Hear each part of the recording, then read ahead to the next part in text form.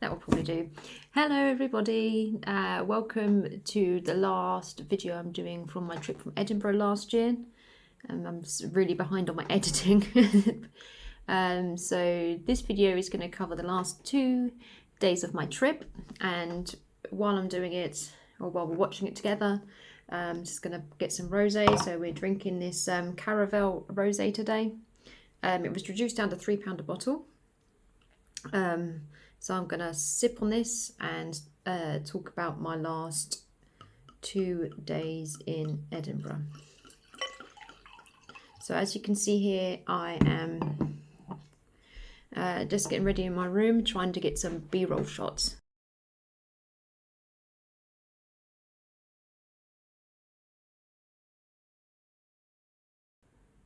Just sort of trying to play the video so I can sort of react to it at the same time as what's playing at. Right, here we go. So my first job of the day was try and go and find some Scottish wine, which was unsuccessful, but I did find this wine that's from a vineyard that's local to me and that we visited on our vineyard tour back in last June. And then I went up to another hill called Colton Hill, where the National Monument is. You can see amazing views over the city, and as you can see, I couldn't ask for better weather.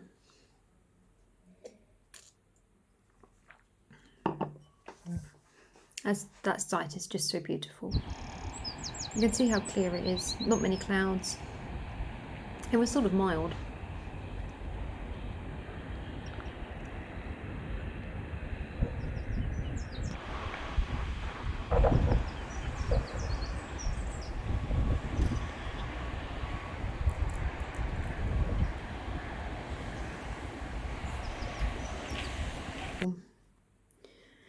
So after that, I went back down the hill and passed the famous Belmoral Hotel, which is £1,000 per night. We're up to £1,000 per night, which is way above what I could afford.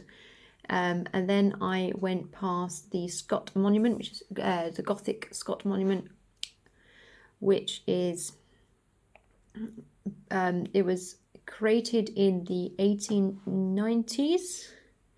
No, 1840s. It was made in the 1840s, and the stone had blackened over time by the pollution, which is quite a common sight in Edinburgh from the architecture, where it's just blackened from the pollution over time, which gives it this, like with the Gothic architecture, adds to the Gothicness of it, which I loved. I loved it a lot. And then after all that walking, I wandered back towards my hotel, and near my hotel was this church, and it gave me real sort of Harry Potter vibes. You can see by the right hand side part, it does look a bit like part of Hogwarts School, and I really wish I could take a look inside, but I wasn't, because of the restrictions that were placed at the time, I wasn't sure if you could just wander in or anything like that, but I did pass it every day on my trip.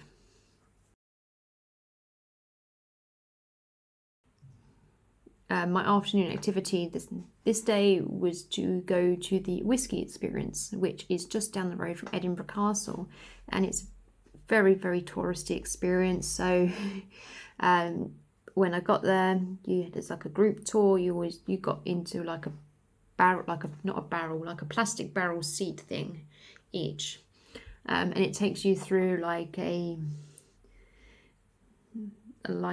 electronic experience of how whiskey is made. So there's lights and holograms and stuff like that about how whiskey was made.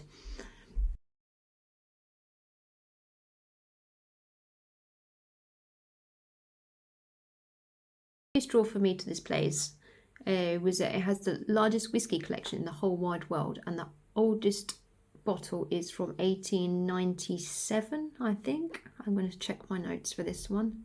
Yeah, 1897, which you can see here. And I was quite surprised that all the bottles still had some whiskey in it, because if that was in my house, they weren't, most of them would be drunk, I think.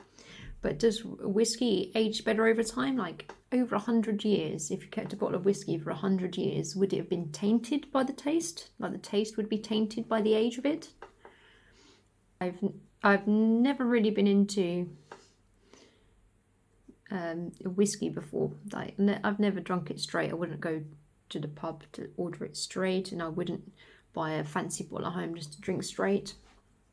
But I really enjoyed tasting the different whiskies from the different regions of the Scottish Isles. So I went for I think it was the gold ticket option, where I had one taste within the group, and then afterwards I had another 4 little tasty bits. But I think I did kind of feel it, to be honest, after I had those like basically 5 shots of whiskey in the space of half an hour. There was one guy who was sat near me during the whiskey tasting, and he was gone in 5 minutes. So he downed 5 shots of whiskies in 5 minutes. That's quite impressive if you ask me. And then after that, I think I just went to the hotel and chilled out, because I had a reservation to a restaurant in the evening, and it was finally time for some actual wine.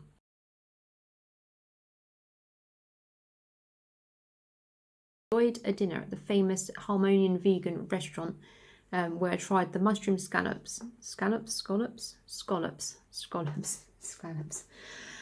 famous mushroom scallops, and they were amazing. So I had 3 dishes altogether. I had the scallops, and I had some fish cakes and chips. So I wanted to try a few things. The scallops were the standout there, so it was like king oyster mushrooms, and then the fish cakes, I can't remember what they were made for, but they were quite nice. The chips were just chips, quite a lot of chips. Like sometimes portions of chips can be too big for me, definitely. I'm not really a big chip person. I prefer mashed potato or hash browns. And then also I had a dessert, which was really tiny. I'm really disappointed sometimes you go to a restaurant, you have all this food, and then the dessert they give you is really tiny on the plate. And then after that, it was time to go back to the hotel. I was full of food and whiskey, and I think I had the equivalent of a whole bottle of wine to myself as well. So I was kind of feeling it. You can tell I was feeling it by the fact that when I was doing like little shots on the way home, like not shots, like shots of the area, video shots. Half of it, I'd done half of it upside down without realising. So let's turn that around.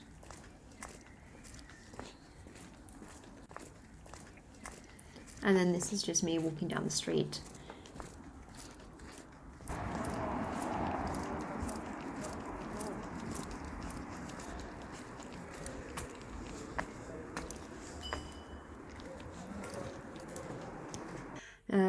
So the next day I took a closer look at the Scott Monument. You can sometimes go to the top of the Scott Monument. You pay, I don't know, a couple of quid, I suppose, probably about £5 to £10, and you go to the top and look out. But I didn't, because you wasn't able to do that while I was there because it was a bit too windy. After that, I thought it would be a good idea to take a very long walk to the beach. So I don't know why I did it to myself. It was miles and miles and miles to the beach. It was a long way. I think I walked from like the centre of Edinburgh to Lee. I went to the market there, and I picked up, they had a vegan market that I wanted to go to, so that's why I went there.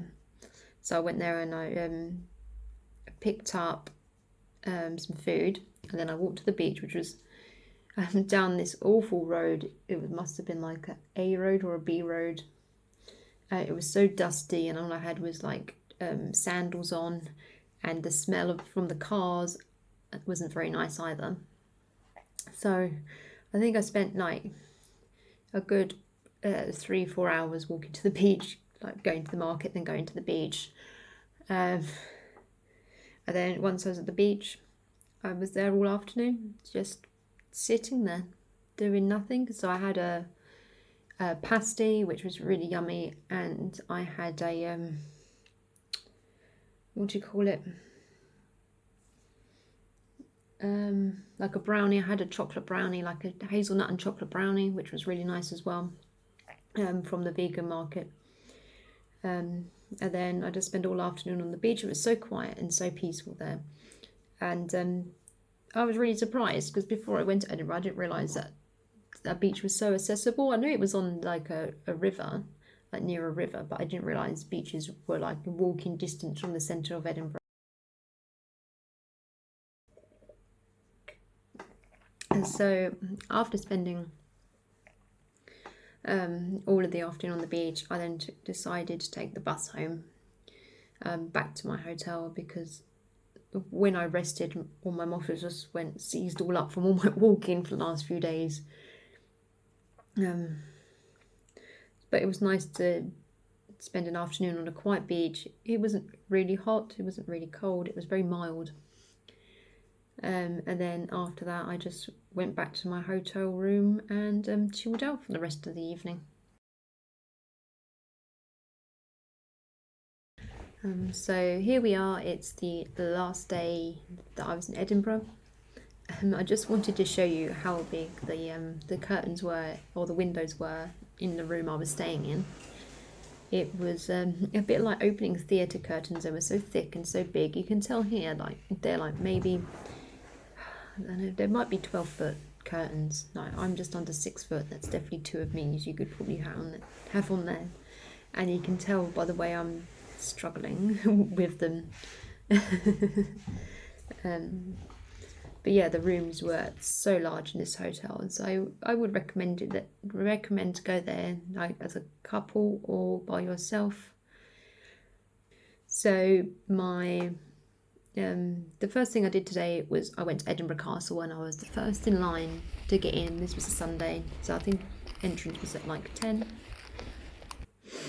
When I spoke to some of the staff that were working there, they said that usually, because of the restrictions, they'd have like thousands of people in a day, but as the restrictions, they were only letting a handful of people in there. And when I was there wasn't many people there at all, really, which was really nice. You could just sort of walk around at your leisure. I think some of it was closed. I'm sure some of it was closed off for people.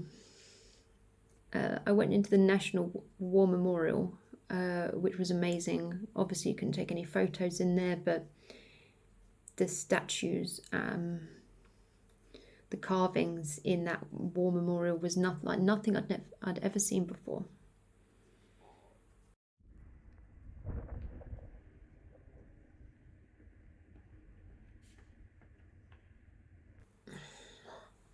And so for my last lunch in Edinburgh, I went to a place called Maker's Gourmet Mash Bar, and I had this haggis, which is like, this doesn't have any animals in this haggis, but I couldn't come to Edinburgh without trying some sort of haggis, and this was so nice. Look at the way it's presented. Each time I look at it, I wish I could just go and eat it again, and it paired so nicely with that glass of red wine and I had with it as well. So after my lunch, I went to the Harry Potter shop, where this amazing photo opportunity is. I was trying to take a selfie with it, but it was so bad I couldn't do it. I couldn't get the right angle. So it's all the way at the top of the Harry Potter shop. So if you ever get it there, make sure you explore all of it. And that's where I also bought this print. This was my present to me for this holiday. After I've explored the shop a little bit, I was going on a Harry Potter tour, and we were meeting at the Greyfriars of Bobby statue. So this is a statue of a dog who was owned by a man called John Gray. It's a very famous dog in Edinburgh, where when his owner passed away, he never left the grave, only to eat, I believe. The Harry Potter tour was quite fun, actually. It was mainly families there. I think there was only 2 or 3 families and me on this tour. I'll link the tour down below anyway if anybody wants to go to it. But it was led by this young guy who's really informative of all the areas in Edinburgh where J.K. Rowling wrote the books. So it included a tour of the churchyard and some other notable places where she wrote them. So it was a free tour that you could give like a tip at the end, like most tours are. This was the last thing I did in Edinburgh, so even my first normal walking tour picked up some bits that was on this. But this was quite fun as well. Just something silly to do before I came home. And then the next day it was just time to come home. Yeah, that's it really.